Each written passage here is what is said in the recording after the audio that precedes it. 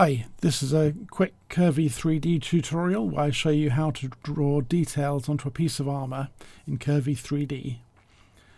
Here's the final model. I'm going to isolate the piece of armour I want to draw on. The chest itself is just a lathe object, and I'm going to draw a cube to use as a brush to draw details. I'm going to flatten the cube a bit in its length. And then we want to draw onto the surface of the armour, so I'm going to freeze the chest armour by pressing the little snowflake on the groups panel, and then use edit draw on frozen to tell Curvy that I want all my curves now to lock to the surface of that model. Now with the cube selected, I can do mesh brush strokes and then start drawing onto our model.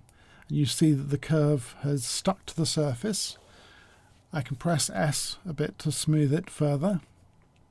And if I go on to add curve, it'll add a new brush stroke using the same brush. Again, right click to select the curve, press S to smooth it.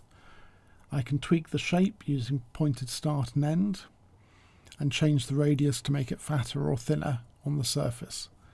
Now with all those curves selected, I can do Control C and then edit, paste, mirror to make a copy.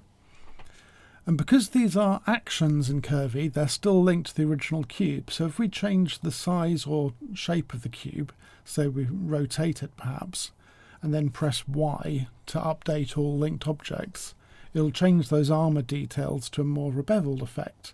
Or we could rotate it down and make an even more complex effect. But for now, let's just have the flat on cube.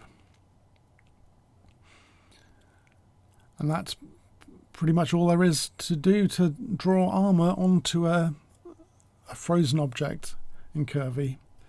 And here's the finished model. So this was a quick sketch in Curvy 3D. It's great fun to do, and you can try it out for yourself with a 30-day free demo on curvy3d.com.